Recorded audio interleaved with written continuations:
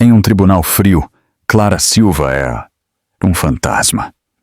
Seu ex-marido, Gustavo, e seu advogado Caro a pintaram como uma oportunista sem um tostão, desesperada. Eles zombaram de suas roupas gastas e de seu humilde pedido por um acordo justo.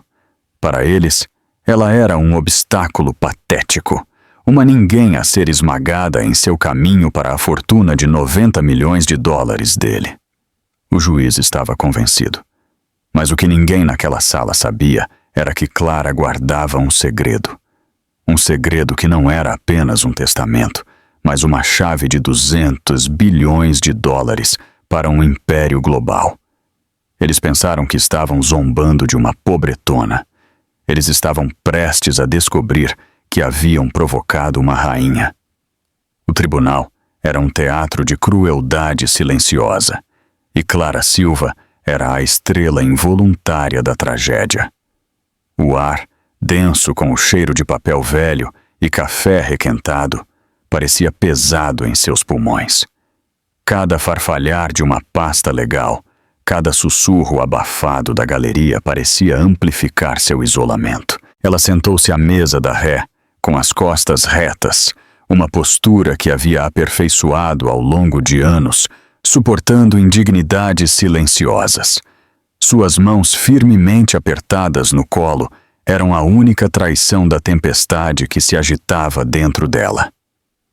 Do outro lado da divisória de madeira polida, sentava-se Gustavo Ribeiro, seu ex-marido. Ele não era apenas um homem. Ele era um monumento ao seu próprio sucesso, vestido em um terno sob medida que provavelmente custava mais do que todo o guarda-roupa de Clara na última década. Ao lado dele, seu advogado, um tubarão chamado Dr. Victor Costa, exalava uma aura de confiança predatória. Eles formavam uma dupla formidável, cochichando um com o outro e ocasionalmente lançando olhares arrogantes e desdenhosos para ela. "Senhora Silva", o Dr. Costa começou, sua voz uma arma de seda. "A senhora está buscando 50% dos bens do Sr. Ribeiro acumulados durante seu casamento de 12 anos. Está correto?" A advogada de Clara, uma jovem, séria, mas claramente despreparada defensora pública chamada Ana Lúcia, fez um sinal para que ela falasse. Clara pigarreou, o som mal um sussurro. "Sim, é o que a lei prevê." Uma onda de risadas condescendentes veio do lado de Gustavo. Costa sorriu. "A lei prevê uma distribuição justa e equitativa, Sra. Silva. O que estamos aqui para determinar é o que precisamente a senhora contribuiu para a acumulação desses bens." Ele deixou a palavra "contribuiu" pairar no ar, gotejando insinuação. Gustavo havia iniciado sua empresa de consultoria em tecnologia, Ribeiro Inovações, 7 anos após o casamento. Ele sempre disse a Clara que era seu empreendimento, sua genialidade. Ela havia trabalhado em 2 empregos naqueles primeiros anos, garçonete de dia e faxineira à noite, para manter o pequeno apartamento deles, enquanto ele perseguia seu sonho. Ela havia digitado suas propostas de negócios, feito café para suas sessões de codificação noturnas e sido a base silenciosa de apoio sobre a qual ele construiu seu império. "Eu apoiei meu marido", Clara disse, sua voz ganhando um fragmento de força. "Eu administrei nossa casa, nossas finanças quando tínhamos quase nada, e trabalhei para pagar nossas contas para que ele pudesse se concentrar totalmente em sua empresa." Costa deu uma risada seca e desdenhosa. "Quer dizer que a senhora fez as tarefas domésticas, Sra. Silva, um dever doméstico louvável, se bem que comum. Mas a Ribeiro Inovações agora está avaliada em mais de 90 milhões de dólares. A senhora não pode seriamente esperar que o tribunal acredite que fazer um ensopado e pagar a conta de luz lhe dá direito a 45 milhões de dólares. A galeria riu. Gustavo recostou-se na cadeira, com um olhar de orgulho justificado no rosto. Ele encontrou o olhar dela e balançou a cabeça com um pouco de pena, como se a afirmação dela fosse a coisa mais patética que ele já havia testemunhado. Aquele olhar foi mais doloroso do que qualquer uma das alfinetadas verbais de Costa. Era o olhar de um homem que a havia apagado completamente da história de sua vida compartilhada. Meritíssimo. Costa continuou, virando-se para o juiz Silva, que parecia entediado. Meu cliente foi o visionário. Ele trabalhou 100 horas por semana. Ele garantiu as patentes, cortejou os investidores e construiu a empresa do zero. A senhora Silva, enquanto isso, não tem diploma universitário, nem habilidades profissionais dignas de nota. Ela era uma dona de casa, um papel perfeitamente respeitável, mas não um que gera riqueza dessa magnitude. Ana Lúcia se levantou, com o rosto corado de indignação. Objeção. As contribuições não monetárias da minha cliente foram essenciais para o sucesso do Sr. Ribeiro. A lei reconhece isso como parceria conjugal. Reconhece sim, mas sejamos realistas sobre a escala. Costa retrucou suavemente, sem sequer esperar que o juiz se manifestasse. Vamos olhar para suas circunstâncias atuais, Sra. Silva. Ele pegou um documento. A senhora atualmente reside em um apartamento de 1 quarto na Zona Sul. A senhora trabalha como assistente de bibliotecária em tempo parcial. Sua renda anual é, se estou lendo corretamente, pouco menos de $24.000. Ele fez uma pausa para efeito, deixando a disparidade se instalar. O Sr. Ribeiro gentilmente ofereceu um acordo único de $250.000, uma soma generosa que permitiria à senhora recomeçar, talvez até obter um pouco daquela educação que a senhora nunca buscou. No entanto, a senhora recusou. A senhora está exigindo uma quantia que é francamente ridícula.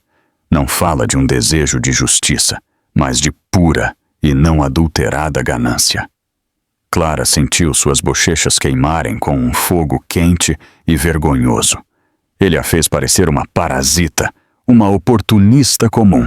Ela olhou para Gustavo, esperando ver um lampejo do homem com quem se casara. O homem que uma vez sussurrara que eles eram uma equipe, que o apoio dela significava tudo. Mas os olhos dele estavam frios, distantes. Ele era um estranho.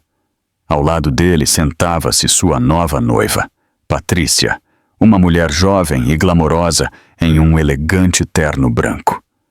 Seu cabelo loiro aperfeiçoava sua expressão, uma de superioridade entediada. Ela ocasionalmente sussurrava algo no ouvido de Gustavo, e ele sorria. Eles eram uma equipe agora. Clara era apenas um obstáculo a ser removido. Senhora Silva, o juiz Silva disse, sua voz carregada de impaciência. O Dr. Costa apresenta um ponto convincente. A oferta na mesa parece mais do que justa, considerando seu envolvimento limitado nas operações diretas da empresa.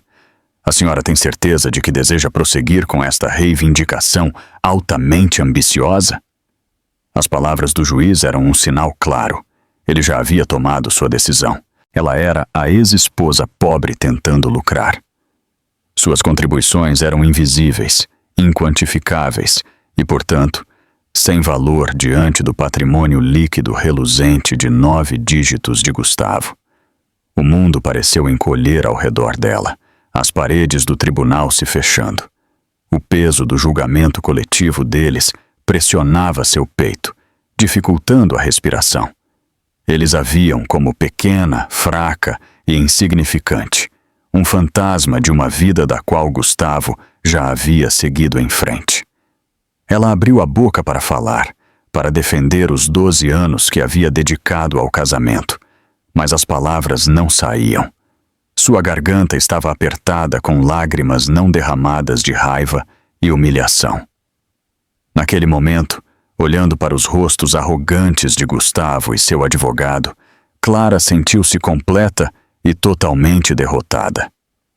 Assim que o recesso para o almoço foi anunciado, Clara praticamente fugiu do tribunal, os ecos de zombarias veladas a seguindo pelo corredor de mármore. Ela encontrou um banco de madeira isolado em um corredor tranquilo, o frio da madeira polida penetrando seu blazer fino.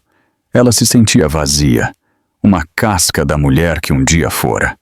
Tudo o que ela queria era o que era justo, o que lhe era devido por seus anos de sacrifício. Mas, no mundo deles de poder e dinheiro, a justiça era uma mercadoria que ela não podia pagar. Ana Lúcia, sua advogada, a encontrou alguns minutos depois, segurando 2 xícaras de café morno da máquina de venda automática do tribunal. Ela sentou-se ao lado de Clara, seu otimismo juvenil visivelmente abalado. "Não deixe que eles a atinjam, Clara", Ana Lúcia disse, embora sua voz não tivesse convicção. "Costa é um valentão. Essa é a estratégia dele. Fazer você se sentir inútil para que aceite a oferta baixa deles." "Está funcionando", Clara sussurrou, sua voz embargada. "Até o juiz me olha como se eu fosse algo que ele raspou do sapato. Precisamos apenas provar sua contribuição. Precisamos de algo concreto. Você já participou de reuniões de negócios? Você o ajudou a escrever o código-fonte? Algo tangível?" Clara balançou a cabeça, uma nova onda de desespero a invadindo. "Não. Ele sempre disse que eu não entenderia. Ele mantinha essa parte da vida dele separada. Ele disse que era para me proteger do estresse." Ela agora entendia que ele não a estava protegendo. Ele a estava excluindo, metodicamente a escrevendo para fora da história de sucesso deles, muito antes mesmo de ser escrita. Enquanto ela estava ali derrotada, sua mente divagou, procurando por uma tábua de salvação. Ela pensou em sua infância, um passado do qual raramente falava. Ela havia sido criada em uma série de lares adotivos, uma órfã sem conhecimento de seus pais biológicos. Seu arquivo era escasso, simplesmente afirmando que sua mãe havia falecido no parto e seu pai era desconhecido. Era uma existência impiedosa, uma que a havia feito desejar a estabilidade que ela pensou ter encontrado com Gustavo. Sua mão foi para um pequeno e simples medalhão de prata que ela sempre usava. Era a única coisa que ela tinha de seu passado, encontrada com ela quando foi deixada no hospital quando bebê. Era simples, sem adornos, e não valia nada monetariamente, mas era sua única ligação tangível com uma história que ela nunca conhecera. Ela o abriu, agora um hábito nervoso. Dentro havia uma minúscula e desbotada fotografia, em preto e branco, de uma jovem sorrindo. Sua mãe, ela presumiu. Do outro lado, escondido atrás da foto, havia um minúsculo pedaço de papel dobrado. Ele estava lá desde que ela se lembrava. Ela o havia olhado 100 vezes ao longo dos anos. Ele continha um único nome elegantemente escrito: Reginaldo de Moraes. O nome não significava nada para ela. Ela havia tentado procurá-lo anos atrás, mas Reginaldo de Moraes rendeu milhares de resultados. Era um beco sem saída, um fantasma esquecido. Era apenas mais um mistério em uma vida definida por eles. Assim que ela estava prestes a fechar o medalhão, um homem em um terno cinza, impecavelmente feito sob medida, parou no final do corredor. Ele não era advogado nem oficial do tribunal. Ele carregava uma pasta de couro cara e se movia com uma aura de autoridade tranquila que estava completamente fora de lugar no tribunal monótono. Ele havia estado sentado no fundo da galeria a manhã toda, observando os procedimentos com uma quietude inquietante.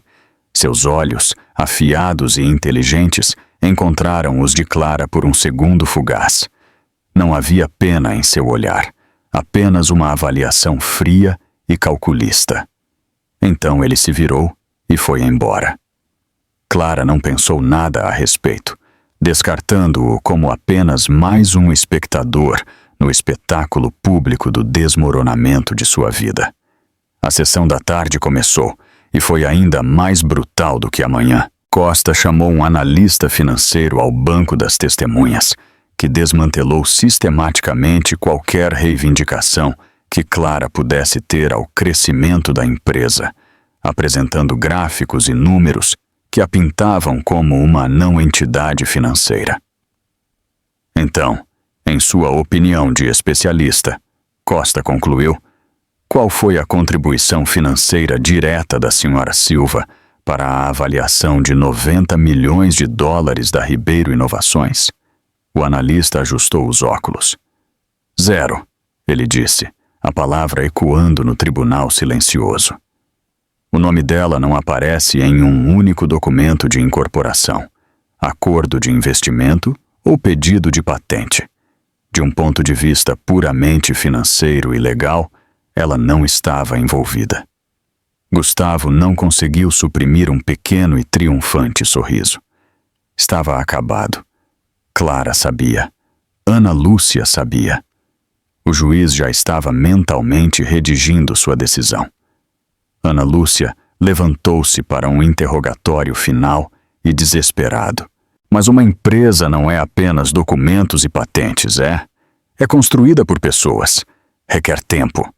Tempo que o Sr. Ribeiro teve em abundância porque minha cliente estava em casa, criando um ambiente que lhe permitiu trabalhar sem distração.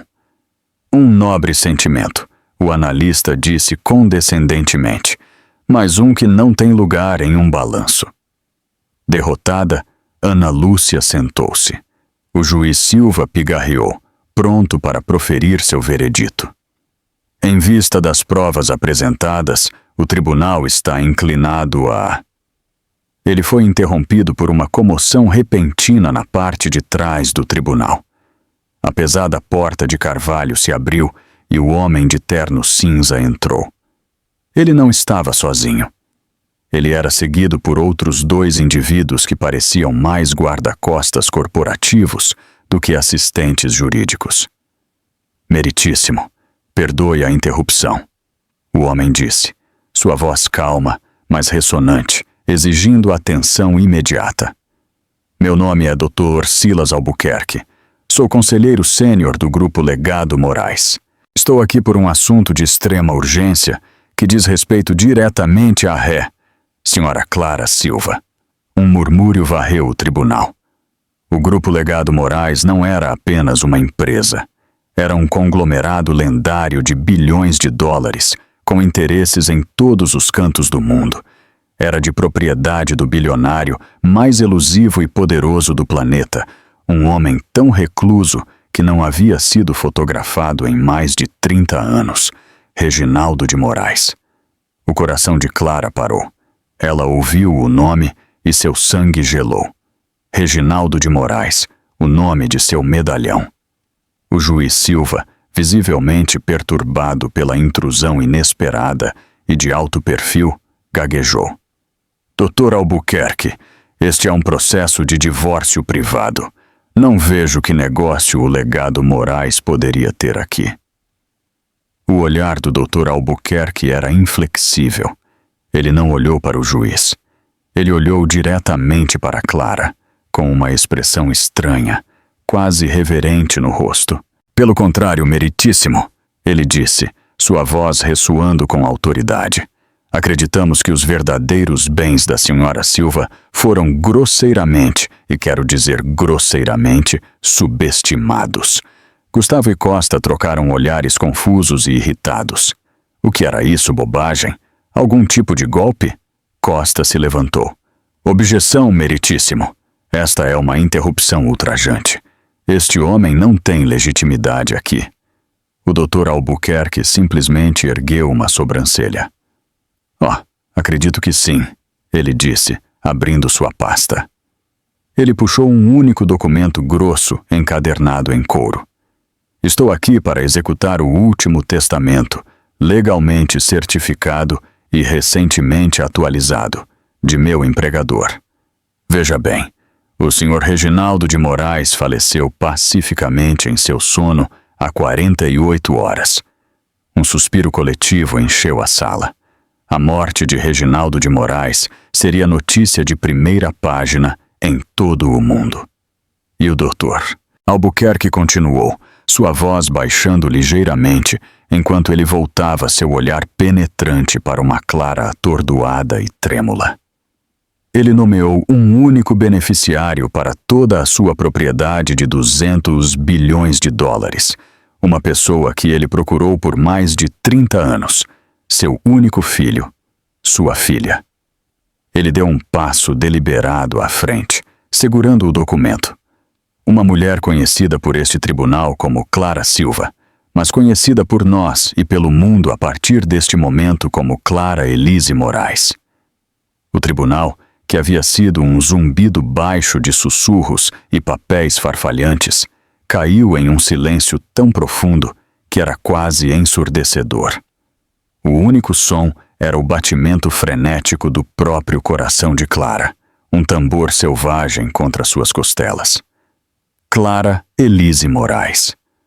O nome era estranho, uma sequência de sílabas que parecia pertencer a outra pessoa, alguém de um romance ou um filme. No entanto, o nome em seu medalhão, o segredo que ela carregara por toda a vida, era Reginaldo de Moraes. Não podia ser uma coincidência. Era impossível. O rosto de Gustavo era uma máscara de descrença total. Sua boca estava ligeiramente aberta, sua postura confiante desmoronando como se sua coluna tivesse virado gelatina. Seu advogado, o Dr. Costa, parecia igualmente atordoado, sua mente jurídica afiada visivelmente lutando para processar o evento sísmico que acabara de ocorrer. Ele olhou da figura imponente de Silas Albuquerque para Clara e depois de volta, como se estivesse tentando conciliar a imagem da mulher humilde e sem um tostão na mesa dos réus com o nome da herdeira mais poderosa do planeta. O juiz Silva, por sua vez, parecia ter sido atingido por um raio.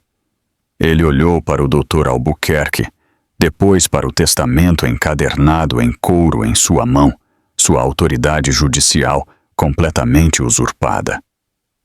Dr. Albuquerque, o senhor tem certeza? Isso é altamente irregular. Garanto, meritíssimo, nossa certeza é absoluta. Albuquerque respondeu friamente, sua compostura um forte contraste com as ondas de choque que se espalhavam pela sala. Passamos décadas e consideráveis recursos procurando pela Sra. Moraes. Temos confirmação de DNA, registros de nascimento que foram lacrados por ordem judicial e uma vida de correspondência do Sr. Moraes para sua filha perdida. A evidência é irrefutável. Ele colocou o testamento na mesa do escrivão com um baque suave e definitivo. O último testamento de Reginaldo de Moraes. Ele nomeia sua filha, Clara Elise Moraes, nascida Clara Elise Silva, como única herdeira de sua propriedade, suas propriedades, suas empresas e toda a sua fortuna líquida. A transferência de bens já está em andamento. Clara sentiu tontura, o mundo girando em seu eixo. Seu pai. Ela tinha um pai que a procurou por toda a vida. Ela acreditou ser uma nota de rodapé indesejada na história de outra pessoa. Agora ela era o livro inteiro. O peso dessa revelação era esmagador, exultante e aterrorizante ao mesmo tempo.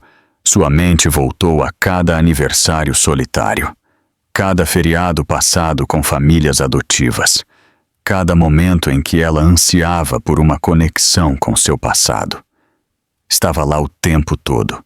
Uma verdade de 200 bilhões de dólares esperando para ser descoberta. Foi Gustavo quem quebrou o silêncio. Ele pulou para a frente, sua voz um guincho engasgado e incrédulo. Isso é uma loucura. É um truque. Ela não é ninguém. Fui casado com ela por 12 anos. Ela é assistente de bibliotecária, pelo amor de Deus. Ela não sabe nada sobre nada. O pânico dele era palpável. Ele não estava apenas perdendo uma discussão. Ele estava assistindo a todo o fundamento de sua realidade desmoronar. A mulher que ele havia descartado como uma dona de casa simplória era de repente a pessoa mais rica que ele já havia conhecido, por um fator de milhares. Trrr. Costa, recuperando os sentidos, rapidamente tentou dar uma reviravolta na situação. Meritíssimo, isso não muda nada nos procedimentos. Esta suposta herança ocorreu após a separação deles. Não é um bem conjugal. A oferta de $250 mil do meu cliente ainda está de pé. Na verdade, é ainda mais generosa agora, já que a senhora Silva claramente não precisa mais dela. Ele estava tentando salvar a situação, enquadrá-la como uma vitória, mas sua voz estava tensa. Sua arrogância habitual, substituída por uma energia desesperada e frenética. Silas Albuquerque virou a cabeça lentamente para encarar Costa, um sorriso fino e sem humor em seus lábios. O senhor não entendeu, conselheiro. Não estou aqui para discutir a herança da senhora Moraes no que diz respeito a este divórcio. Estou aqui para discutir os bens que já eram dela durante o casamento. Uma nova onda de confusão varreu a sala. Do que você está falando? Gustavo exigiu, sua voz falhando. Os olhos de Albuquerque brilharam com fria precisão. Enquanto o Sr. Moraes não conseguiu localizar sua filha por muitos anos, ele nunca parou de prover para ela. Em seu 18º aniversário, ele estabeleceu um fundo fiduciário cego em nome dela, o Fundo CA. Ele tem depositado fundos nele em cada aniversário e em cada feriado importante desde então. O fundo era administrado por nossa empresa, com instruções para aumentar o capital até que ela fosse encontrada. Ele fez uma pausa, deixando a informação se instalar. Na manhã de hoje, esse fundo fiduciário cego, que legalmente pertencia a Clara Silva, agora Moraes, durante todo o seu casamento de 12 anos com o Sr. Ribeiro, está avaliado em aproximadamente $750 milhões. O som que Gustavo fez foi um suspiro estrangulado. O rosto de Costa ficou branco como um lençol.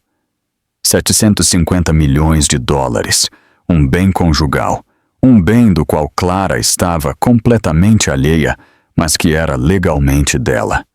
A implicação era clara e devastadora, de que, de acordo com as próprias leis de distribuição equitativa que Costa tão arrogantemente vinha lhes pregando, Gustavo não estava se divorciando de uma pobre assistente de bibliotecária.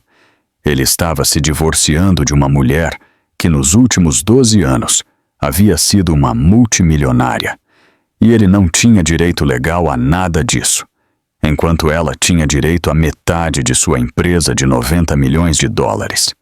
A ironia era tão densa que era sufocante. Costa, o mestre das manobras legais, acabara de ser encurralado por um fantasma. Então, veja bem, conselheiro, continuou Everhart, sua voz pingando gelo. Não estamos aqui para pedir mais do Sr. Calder. Na verdade, estamos aqui para fazer-lhe uma oferta. Ele voltou seu olhar para Clara, que ainda tentava processar a enormidade do que estava acontecendo. Sua vida estava sendo reescrita frase por frase diante de seus olhos. Senhora Moraes, Everhart disse, seu tom suavizando com respeito. Com sua permissão, gostaríamos de retirar formalmente sua reivindicação de 50% da Ribeiro Inovações. Os olhos de Gustavo se arregalaram com um lampejo de esperança desesperada. Ele estava livre do problema? E em seu lugar, Everhart disse, voltando seu olhar letal para Gustavo, entraremos com uma reconvenção. Exigiremos 50% de todos os bens conjugais.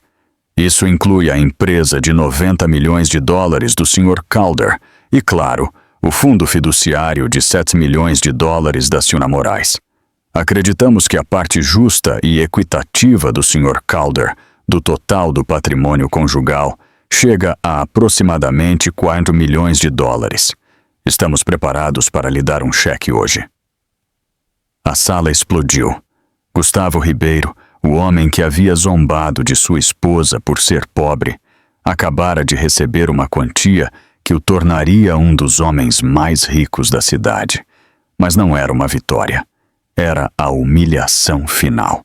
Todo o seu império de 90 milhões de dólares era agora apenas um erro de arredondamento nas finanças de sua ex-mulher. Ele havia passado o dia inteiro tentando enganá-la em um acordo justo, apenas para descobrir que ele era quem vivia na ignorância, um pobretão casado com uma princesa. Clara finalmente levantou os olhos, encontrando-os de Gustavo. O medo, a confusão, a vergonha, tudo havia desaparecido. Em seu lugar, havia uma força calma e silenciosa que ela não sentia há anos. A dinâmica de poder não havia apenas mudado. Havia sido aniquilada. Ela o via pelo que ele era. Um homem pequeno, tornado temporariamente grande pelo dinheiro. Agora, completamente diminuído por um poder que ele não conseguia compreender. O desmascaramento de suas mentiras estava completo. O desmascaramento de sua nova vida acabara de começar. O caos imediato no tribunal. Repórteres que estavam cobrindo preguiçosamente o que eles presumiam ser um divórcio amargo comum, agora estavam agitados, com seus telefones colados nos ouvidos, enquanto gritavam as manchetes inacreditáveis para seus editores. A morte de Reginaldo de Moraes era uma história monumental. A descoberta de sua carta na manga secreta em um tribunal de divórcio provincial era o tipo de reviravolta sensacional que dominaria o ciclo de notícias por semanas. O juiz Silva, parecendo completamente sobrecarregado, suspendeu apressadamente os procedimentos do dia, citando as circunstâncias extraordinárias e imprevistas. Gustavo estava congelado no lugar, seu rosto de uma tonalidade pálida e macabra. Sua noiva, Patrícia, que havia olhado para Clara com tanto desdém, agora a encarava com uma mistura de admiração e terror, como se Clara, de repente, tivesse brotado asas e um halo. Patrícia lentamente começou a afastar sua cadeira de Gustavo, um ato silencioso e instintivo de se distanciar de um homem cujo mundo acabara de implodir. O Dr. Costa, geralmente tão articulado e composto, gaguejava, tentando apresentar uma série de objeções incoerentes que o Dr. Albuquerque afastou com desdém, sem esforço. Seu cliente está recebendo 420 mil e $1.000, conselheiro. Eu o aconselharia a aceitá-lo antes que a senhora Moraes mude de ideia. Clara foi escoltada do tribunal pela equipe de segurança de Albuquerque, que se moveu com eficiência prática, protegendo-a da súbita enxurrada de flashes de câmeras e perguntas gritadas. Eles a levaram não de volta ao corredor sombrio onde ela havia chorado 1 hora antes, mas para uma câmara particular reservada para juízes. Lá dentro, Silas Albuquerque esperava. Senhora Moraes, ele disse, sua voz agora gentil. Eu sei que é muita coisa para processar. Temos um carro esperando para levá-la aonde precisar. Também reservamos uma suíte para a senhora no Grand Majestic Hotel, sob um nome seguro. Clara afundou em uma poltrona de couro macio, suas pernas finalmente cedendo. Meu pai, Reginaldo de Moraes, por que ele não? Porque eu não sabia. A postura profissional de Albuquerque suavizou, revelando um vislumbre do homem que serviu seu empregador lealmente por décadas. Ele tentou, Clara. Eu prometo que ele tentou. Ele explicou a história em breves e compassivos traços. A mãe dela, Aneliese, era o amor da vida de Reginaldo, uma brilhante historiadora de arte. Eles mantiveram seu relacionamento privado, longe dos olhares curiosos do mundo que seguia um homem de seu status. Aneliese havia morrido de complicações durante o parto. Em sua dor, Reginaldo havia sido traído. Uma parente distante e ciumenta, encarregada dos cuidados do bebê enquanto ele fazia os arranjos funerários, havia maliciosamente entregue o bebê Clara ao sistema estadual, dizendo a Reginaldo que a criança também havia falecido. Ele acreditou que você havia partido por 5 anos, Albuquerque disse, sua voz pesada com o peso da antiga tragédia. Só quando a parente fez uma confissão em seu leito de morte, Reginaldo soube a verdade. Você estava viva, mas havia se perdido no sistema de assistência social. Seu nome mudou. Ele tem procurado por você desde então. Ele investiu bilhões na busca, contratando os melhores investigadores do mundo. Mas você havia se mudado tantas vezes, e os registros daquela época eram imperfeitos. Chegamos perto várias vezes, mas sempre estávamos um passo atrás. Lágrimas escorreram pelo rosto de Clara, não de tristeza, mas de uma profunda e avassaladora sensação de conexão. Ela não era um acidente ou um inconveniente. Ela era amada. Ela havia sido procurada. Nós finalmente a encontramos há 3 meses, Albuquerque continuou. Confirmamos que era você. O Sr. Moraes ficou muito feliz. Ele estava planejando como abordá-la, como explicar tudo. Ele não queria assustá-la. Ele estava gravemente doente, Clara. Ele estava há algum tempo. Ele estava tentando resistir o suficiente para conhecê-la pessoalmente. A voz de Albuquerque falhou um pouco. Sinto muito. Seu maior arrependimento foi ter ficado sem tempo. Enquanto isso, de volta ao tribunal agora vazio, Gustavo finalmente saiu de seu transe. O choque estava passando, substituído por uma raiva azeda e venenosa. Ela sabia. Ele sibilou para Costa, sua voz baixa e perigosa. Todo aquele show. A bibliotecária tímida, a vítima. Ela sabia o tempo todo. Ela estava me manipulando. Gustavo, isso é impossível, Costa argumentou, embora estivesse suando através de sua camisa cara. Albuquerque disse que eles só a encontraram há 3 meses. Eles nem a haviam contatado ainda. Ela parecia tão chocada quanto nós. Não seja ingênuo. Gustavo cuspiu, o rosto contorcido. Isso é uma armação. Esta é a vingança dela, me fazendo parecer um tolo, jogando aquele dinheiro na minha cara. 400 milhões de dólares. Ela quer que eu aceite uma esmola dela. O pânico dele era palpável. Ele não estava apenas perdendo uma discussão. Ele estava assistindo a todo o fundamento de sua realidade desmoronar. A mulher que ele havia descartado como uma dona de casa simplória era de repente a pessoa mais rica que ele já havia conhecido, por um fator de milhares. O Dr. Costa, recuperando os sentidos, rapidamente tentou dar uma reviravolta na situação. Meritíssimo, isso não muda nada nos procedimentos. Esta suposta herança ocorreu após a separação deles. Não é um bem conjugal. A oferta de $250 mil do meu cliente ainda está de pé.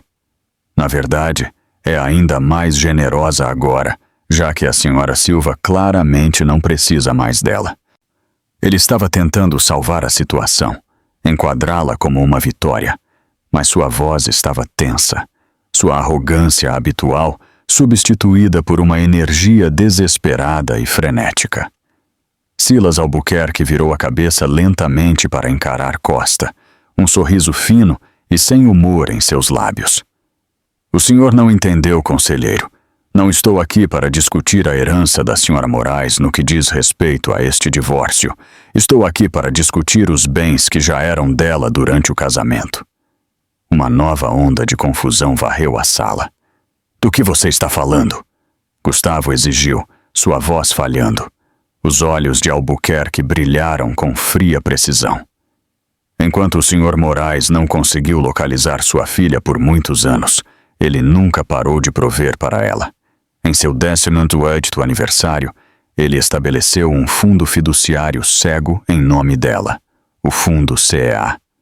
Ele tem depositado fundos nele em cada aniversário e em cada feriado importante desde então. O fundo era administrado por nossa empresa, com instruções para aumentar o capital até que ela fosse encontrada. Ele fez uma pausa, deixando a informação se instalar.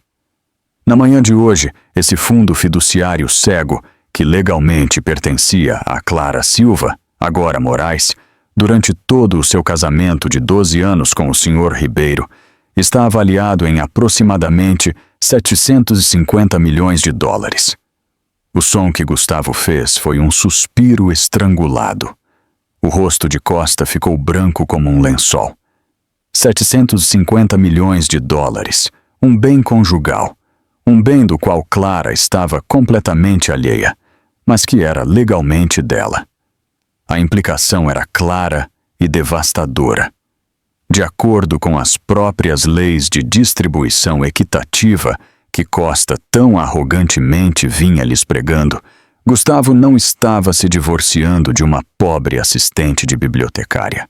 Ele estava se divorciando de uma mulher que nos últimos 12 anos havia sido uma multimilionária, e ele não tinha direito legal a nada disso, enquanto ela tinha direito a metade de sua empresa de 90 milhões de dólares. A ironia era tão densa que era sufocante. Costa, o mestre das manobras legais, acabara de ser encurralado por um fantasma. Então, veja bem, conselheiro, continuou Everhart, sua voz pingando gelo. Não estamos aqui para pedir mais do Sr. Calder. Na verdade, estamos aqui para fazer-lhe uma oferta. Ele voltou seu olhar para Clara, que ainda tentava processar a enormidade do que estava acontecendo. Sua vida estava sendo reescrita frase por frase diante de seus olhos. Senhora Moraes, Everhart disse, seu tom suavizando com respeito. Com sua permissão, gostaríamos de retirar formalmente sua reivindicação de 50% da Ribeiro Inovações. Os olhos de Gustavo se arregalaram com um lampejo de esperança desesperada. Ele estava livre do problema? E em seu lugar, Everhart disse, voltando seu olhar letal para Gustavo. Entraremos com uma reconvenção. Exigiremos 50% de todos os bens conjugais. Isso inclui a empresa de 90 milhões de dólares do Sr. Calder e, claro, o fundo fiduciário de 750 milhões de dólares da Sra. Moraes. Acreditamos que a parte justa e equitativa do Sr. Calder do total do patrimônio conjugal chega a aproximadamente 20 milhões de dólares. Estamos preparados para lhe dar um cheque hoje. A sala explodiu. Gustavo Ribeiro, o homem que havia zombado de sua esposa por ser pobre, acabara de receber uma quantia que o tornaria um dos homens mais ricos da cidade. Mas não era uma vitória. Era a humilhação final. Todo o seu império de 90 milhões de dólares era agora apenas um erro de arredondamento nas finanças de sua ex-mulher. Ele havia passado o dia inteiro tentando enganá-la em um acordo justo, apenas para descobrir que ele era quem vivia na ignorância, um pobretão casado com uma princesa. Clara finalmente levantou os olhos, encontrando-os de Gustavo. O medo, a confusão, a vergonha, tudo havia desaparecido. Em seu lugar, havia uma força calma e silenciosa que ela não sentia há anos. A dinâmica de poder não havia apenas mudado. Havia sido aniquilada. Ela o via pelo que ele era. Um homem pequeno tornado temporariamente grande pelo dinheiro, agora completamente diminuído por um poder que ele não conseguia compreender. O desmascaramento de suas mentiras estava completo. O desmascaramento de sua nova vida acabara de começar. O caos imediato no tribunal. Repórteres que estavam cobrindo preguiçosamente o que eles presumiam ser um divórcio amargo comum, agora estavam agitados, com seus telefones colados nos ouvidos, enquanto gritavam as manchetes inacreditáveis para seus editores. A morte de Reginaldo de Moraes era uma história monumental.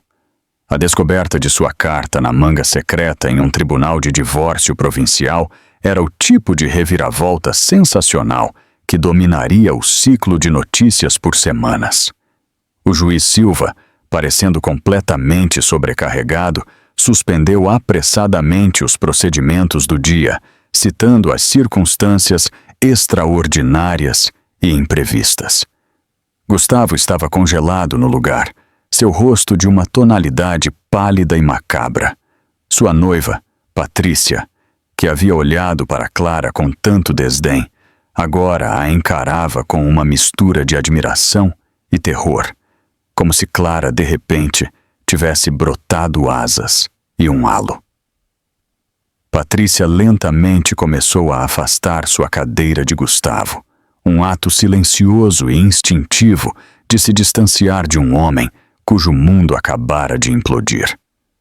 O Dr. Costa, geralmente tão articulado e composto, gaguejava, tentando apresentar uma série de objeções incoerentes que o Dr. Albuquerque afastou com desdém, sem esforço. Seu cliente está recebendo $20 mil, conselheiro. Eu o aconselharia a aceitá-lo antes que a Sra. Moraes mude de ideia. Clara foi escoltada do tribunal pela equipe de segurança de Albuquerque, que se moveu com eficiência prática, protegendo-a da súbita enxurrada de flashes de câmeras e perguntas gritadas. Eles a levaram não de volta ao corredor sombrio, onde ela havia chorado 1 hora antes, mas para uma câmara particular reservada para juízes. Lá dentro, Silas Albuquerque esperava. Sra. Moraes, ele disse, sua voz agora gentil, eu sei que é muita coisa para processar. Temos um carro esperando para levá-la aonde precisar. Também reservamos uma suíte para a senhora no Grand Majestic Hotel, sob um nome seguro. Clara afundou em uma poltrona de couro macio, suas pernas finalmente cedendo. Meu pai, Reginaldo de Moraes. Por que ele não? E por que eu não sabia? A postura profissional de Albuquerque suavizou, revelando um vislumbre do homem que serviu seu empregador lealmente por décadas. Ele tentou, Clara. Eu prometo que ele tentou. Ele explicou a história em breves e compassivos traços. A mãe dela, Anneliese, era o amor da vida de Reginaldo, uma brilhante historiadora de arte. Eles mantiveram seu relacionamento privado, longe dos olhares curiosos do mundo que seguia um homem de seu status. Anneliese havia morrido de complicações durante o parto. Em sua dor, Reginaldo havia sido traído. Uma parente distante e ciumenta, encarregada dos cuidados do bebê enquanto ele fazia os arranjos funerários, havia maliciosamente entregue o bebê Clara ao sistema estadual, dizendo a Reginaldo que a criança também havia falecido. Ele acreditou que você havia partido por 5 anos, Albuquerque disse, sua voz pesada com o peso da antiga tragédia. Só quando a parente fez uma confissão em seu leito de morte, Reginaldo soube a verdade. Você estava viva, mas havia se perdido no sistema de assistência social. Seu nome mudou. Ele tem procurado por você desde então. Ele investiu bilhões na busca, contratando os melhores investigadores do mundo. Mas você havia se mudado tantas vezes, e os registros daquela época eram imperfeitos. Chegamos perto várias vezes, mas sempre estávamos um passo atrás. Lágrimas escorreram pelo rosto de Clara, não de tristeza, mas de uma profunda e avassaladora sensação de conexão. Ela não era um acidente ou um inconveniente. Ela era amada. Ela havia sido procurada. Nós finalmente a encontramos há 3 meses. Albuquerque continuou. Confirmamos que era você. O Sr. Moraes ficou muito feliz. Ele estava planejando como abordá-la, como explicar tudo. Ele não queria assustá-la. Ele estava gravemente doente, Clara. Ele estava há algum tempo. Ele estava tentando resistir o suficiente para conhecê-la pessoalmente. A voz de Albuquerque falhou um pouco. Sinto muito. Seu maior arrependimento foi ter ficado sem tempo. Enquanto isso, de volta ao tribunal agora vazio, Gustavo finalmente saiu de seu transe. O choque estava passando, substituído por uma raiva azeda e venenosa. Ela sabia. Ele sibilou para Costa, sua voz baixa e perigosa. Todo aquele show. A bibliotecária tímida. A vítima. Ela sabia o tempo todo. Ela estava me manipulando. Gustavo, isso é impossível. Costa argumentou, embora estivesse suando através de sua camisa cara. Albuquerque disse que eles só a encontraram há 3 meses. Eles nem a haviam contatado ainda. Ela parecia tão chocada quanto nós. Não seja ingênuo. Gustavo cuspiu, o rosto contorcido. Isso é uma armação. Esta é a vingança dela, me fazendo parecer um tolo, jogando aquele dinheiro na minha cara. 400 milhões de dólares. Ela quer que eu aceite uma esmola dela. A humilhação era um veneno em suas veias. Por 12 anos, ele havia sido o provedor, o gênio, aquele no controle. Ele havia construído sua identidade sobre a base de sua superioridade sobre ela. A revelação de que ela havia sido secretamente mais rica e poderosa do que ele o tempo todo era uma ameaça existencial. Invalidava toda a narrativa de sua vida. Nós lutamos contra isso. Gustavo declarou, seus olhos selvagens. Não me importa o que for preciso. Desafiamos o testamento. Desafiamos o fundo. Argumentamos que ela escondeu bens, fraude, algo. Costa olhou para seu cliente como se ele tivesse enlouquecido. Gustavo, você não tem fundamentos. Seríamos ridicularizados no tribunal. Eles têm provas de DNA. Eles são legado morais. A equipe jurídica deles poderia comprar e vender toda a nossa firma antes do café da manhã. Você acabou de receber uma quantia de dinheiro que muda vidas. Aceite a vitória. Não é uma vitória! Gustavo rugiu, batendo o punho na mesa. É uma desgraça! Eu construí uma empresa de 90 milhões de dólares com minhas próprias mãos. Não serei reduzido a uma nota de rodapé no caso de caridade da minha ex-mulher. Seu ego, uma coisa frágil e inchada, não conseguia suportar o golpe.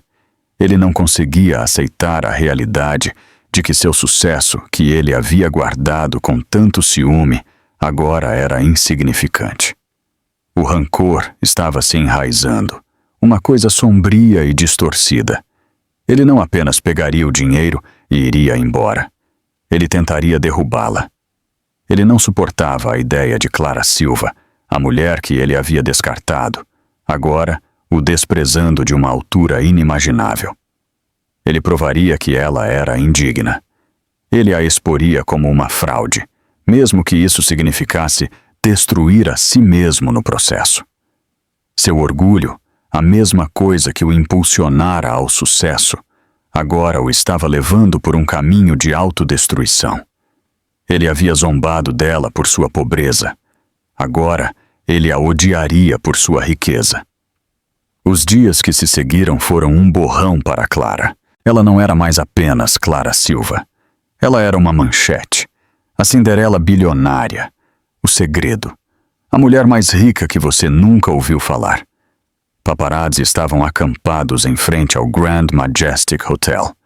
Todos os canais de notícias publicaram perfis especulativos, tentando reconstruir a vida da mulher que havia herdado o mundo. Silas Albuquerque e sua equipe agiram como um escudo impenetrável. Eles lidaram com a imprensa, gerenciaram a logística e começaram a tarefa monumental de guiar Clara pelo império que agora era dela. A escala era incompreensível.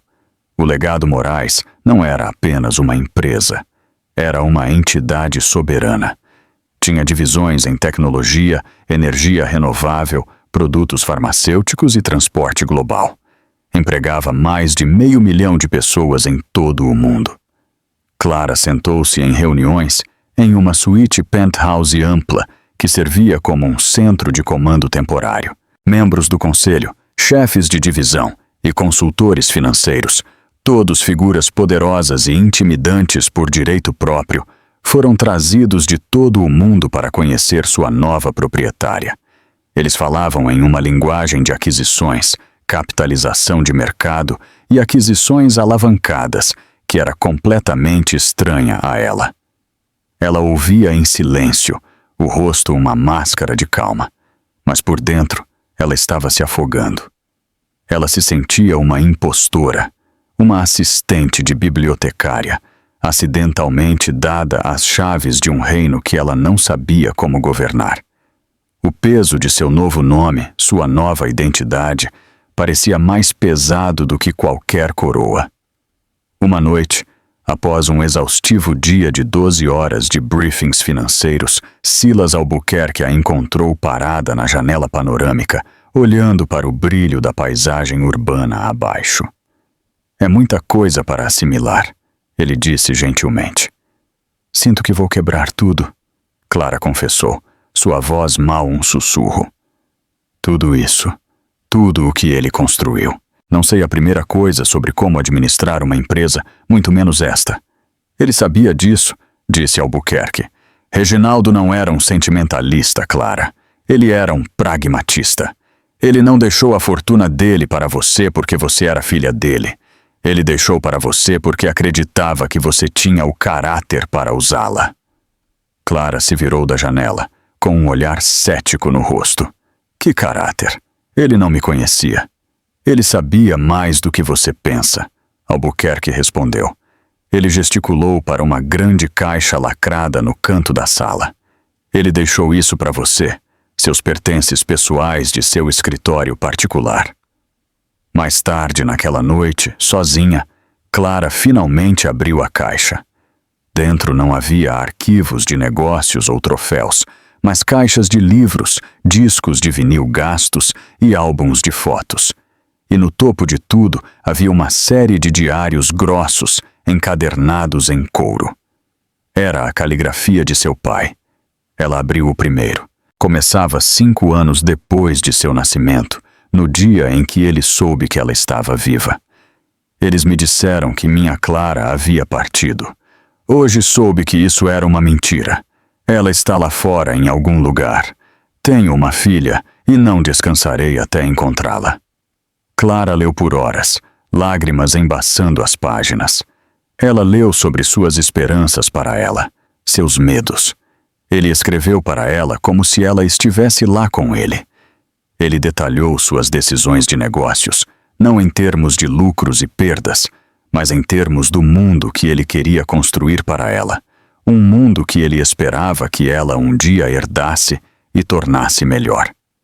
Ele escreveu sobre sua filosofia de que a verdadeira força não era sobre agressão ou ambição, mas sobre integridade, empatia e resiliência. "Dinheiro é uma ferramenta, Clara", uma entrada dizia. "Pode construir ou pode destruir. Revela caráter. Não o cria. Tenho visto o que a ganância faz aos homens. Eles se tornam vazios. Oro para que você nunca perca seu coração, pois ele é um tesouro muito maior do que qualquer coisa que eu possa te deixar." Através de suas palavras, ela finalmente conheceu seu pai. Ele não era apenas um bilionário. Ele era um homem de profunda profundidade, inteligência e amor. E em suas descrições da filha, que ele esperava encontrar, ela começou a se ver. Ele não estava procurando um CEO. Ele estava procurando uma pessoa de substância. Ele confiava que a menina perdida para o mundo se tornaria uma mulher de integridade. Enquanto isso, Gustavo estava cumprindo sua ameaça. Alimentado por uma mistura tóxica de orgulho ferido e negação total, ele rejeitou oficialmente a oferta de acordo.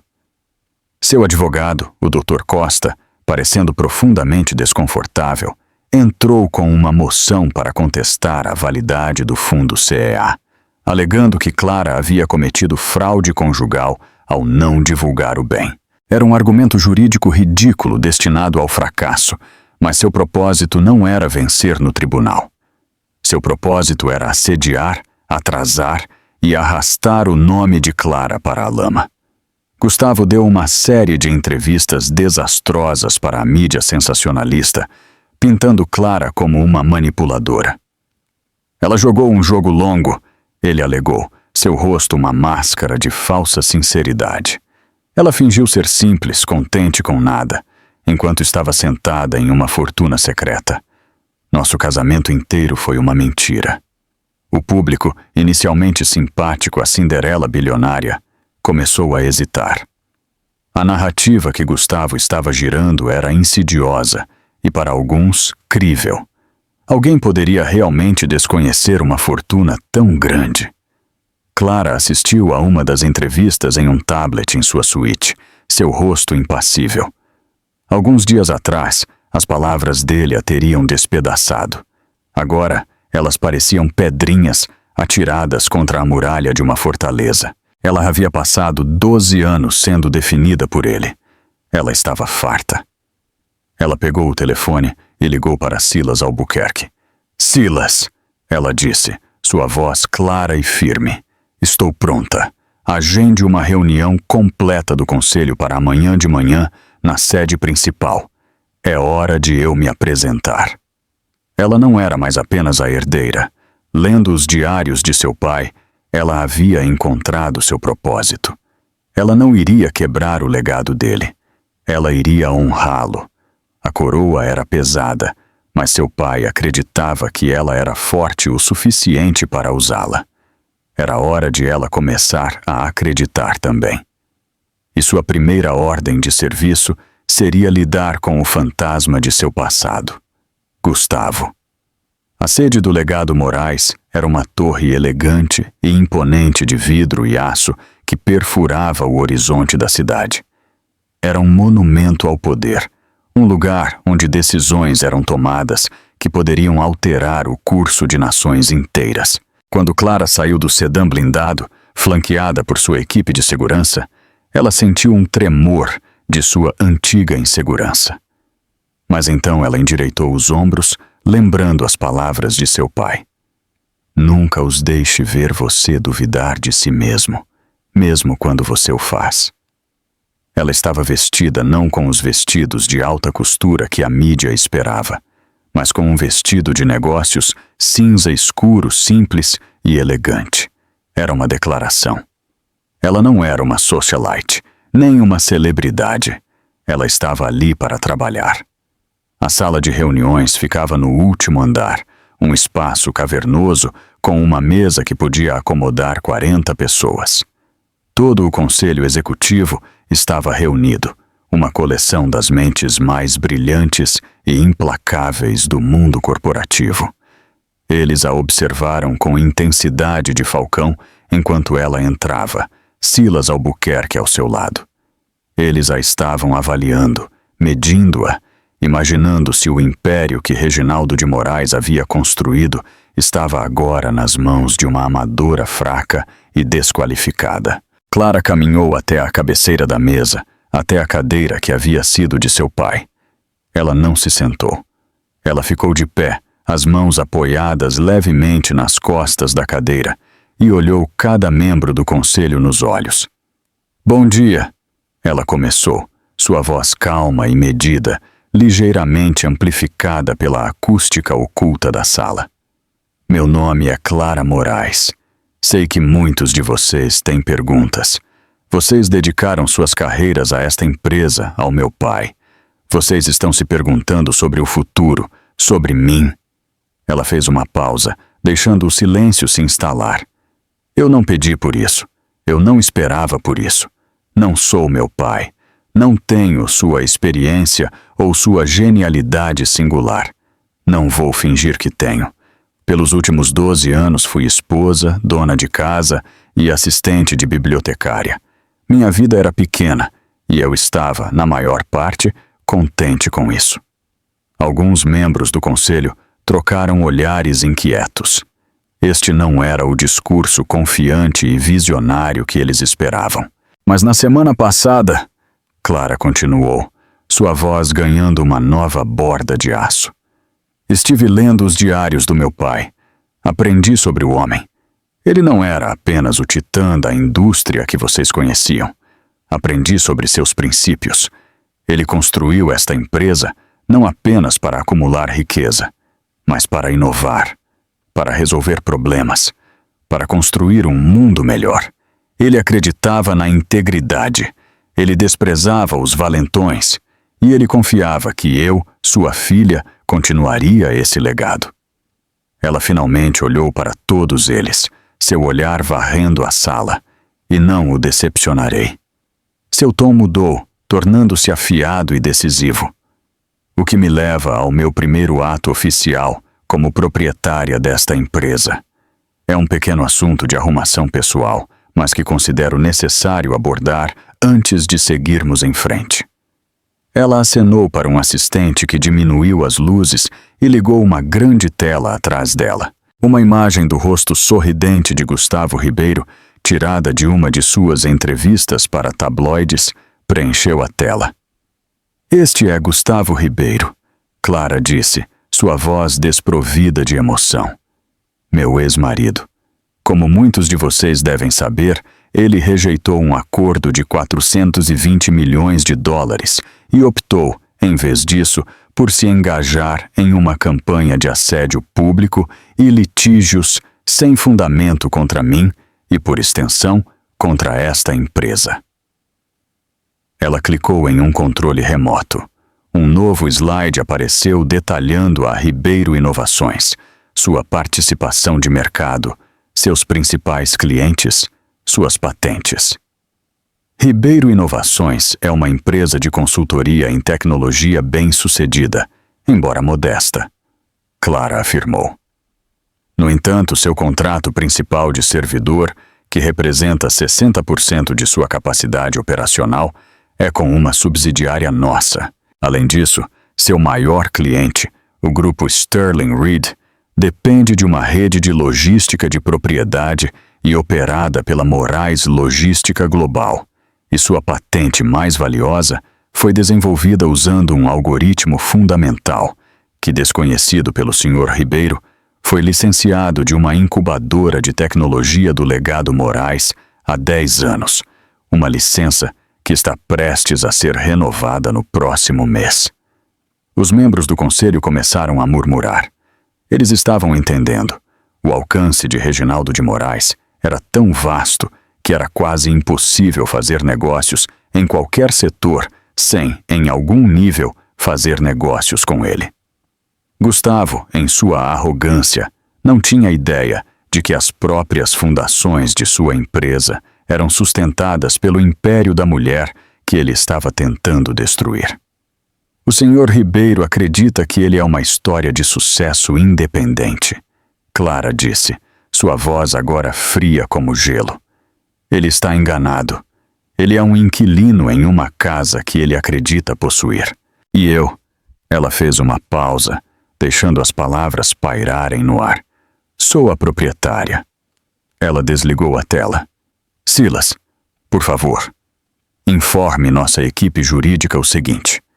Com efeito imediato, estamos rescindindo o contrato de servidor com a Ribeiro Inovações, citando violação de uma cláusula de ética de parceiro recém-invocada. Segundo, informe o grupo Sterling Reed que, devido a um realinhamento estratégico, seus custos de logística através de nossa rede aumentarão em 300%, a menos que optem por fazer parceria com um de nossos consultores de tecnologia preferenciais. Finalmente, informe a Ribeiro Inovações que sua licença de algoritmo não será renovada. Silas Albuquerque apenas assentiu, um brilho de profundo respeito em seus olhos. O conselho estava em silêncio, atordoado. Com 3 frases, Clara não apenas atacara a empresa de Gustavo, ela a havia desmantelado cirurgicamente e impiedosamente. Estaria falida em 6 meses.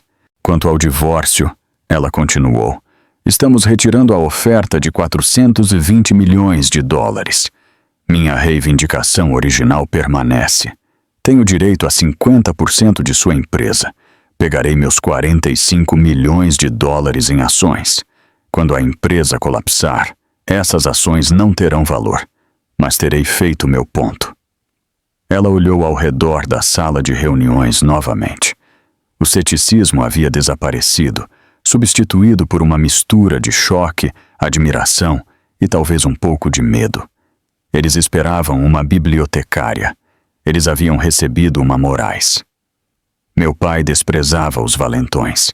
Ela repetiu, sua voz agora suave, mas carregando um peso imenso.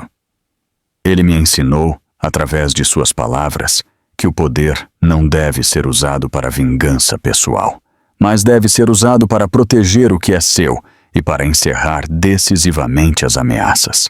O Sr. Ribeiro é uma ameaça. Hoje, essa ameaça foi encerrada.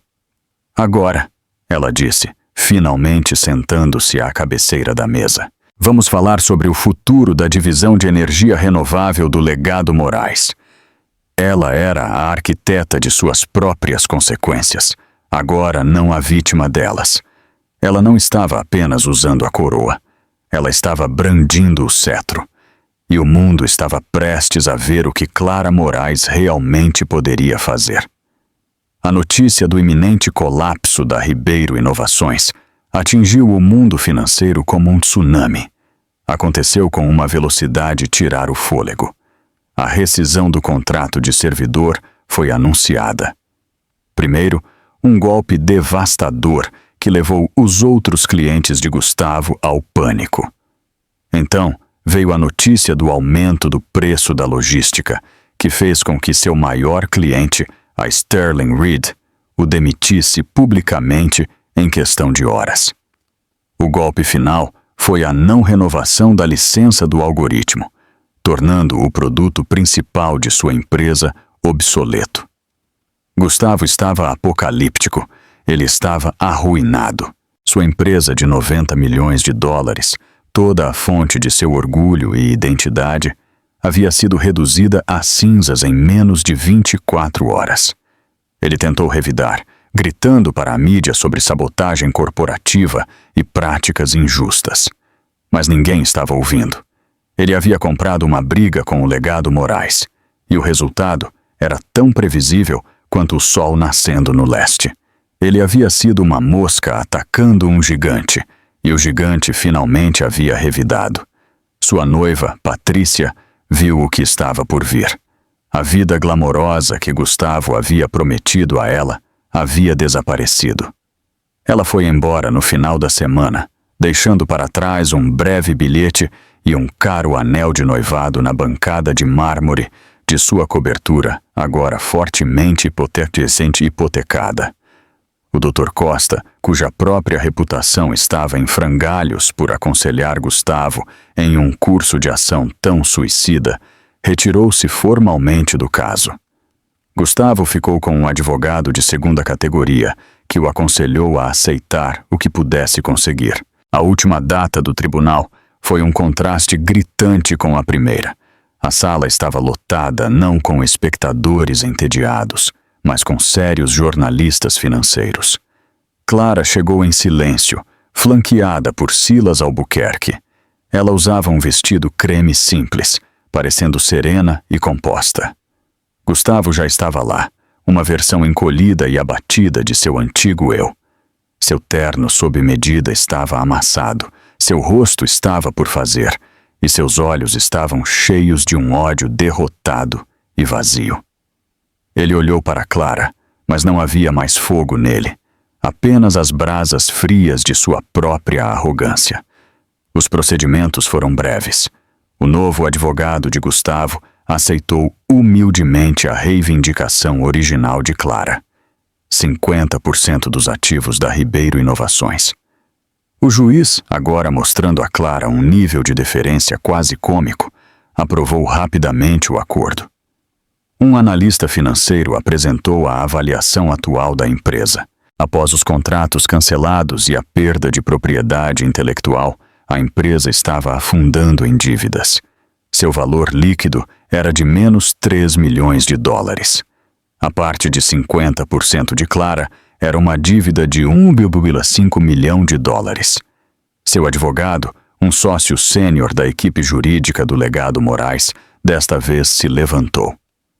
Meritíssimo minha cliente, a senhora Moraes, em uma demonstração de boa-fé e um desejo de encerrar este capítulo, decidiu gentilmente perdoar a metade da dívida do Sr. Ribeiro.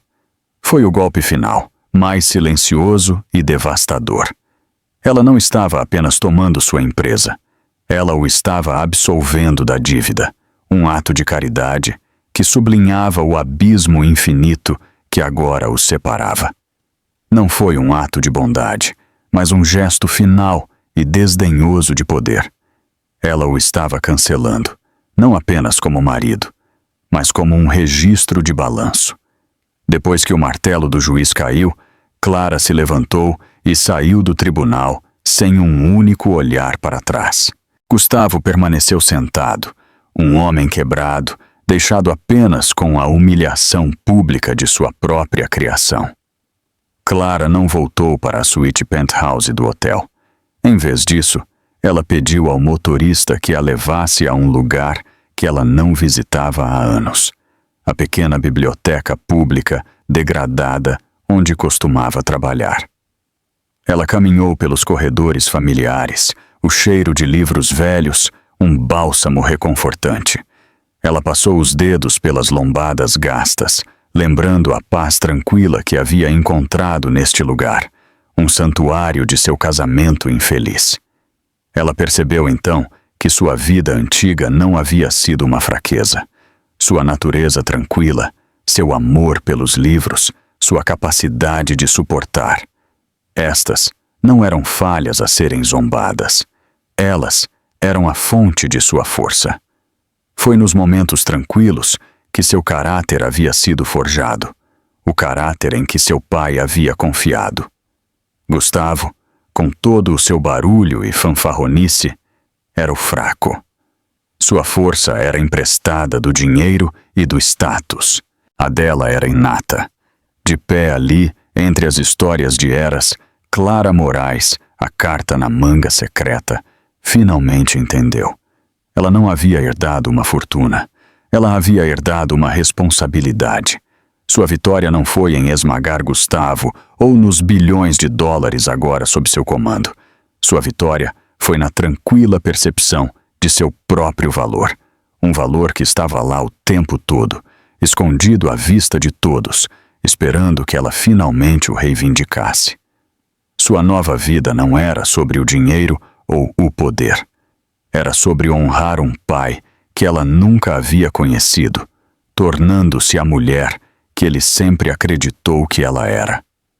A jornada de Clara Silva, de um saco de pancadas no tribunal a uma potência global, é uma história impressionante de justiça kármica. Ela nos mostra que a verdadeira força não está no barulho que você faz, mas no caráter tranquilo que você constrói quando ninguém está olhando. Gustavo via sua esposa como um acessório sem valor, apenas para ser derrotado pela mesma integridade que ele não possuía. Sua vitória não foi apenas o dinheiro, foi a percepção final e silenciosa de seu próprio valor. Pense na Clara que morava na Zona Sul, em um pequeno apartamento, e imagine o poder silencioso que ela sempre carregou.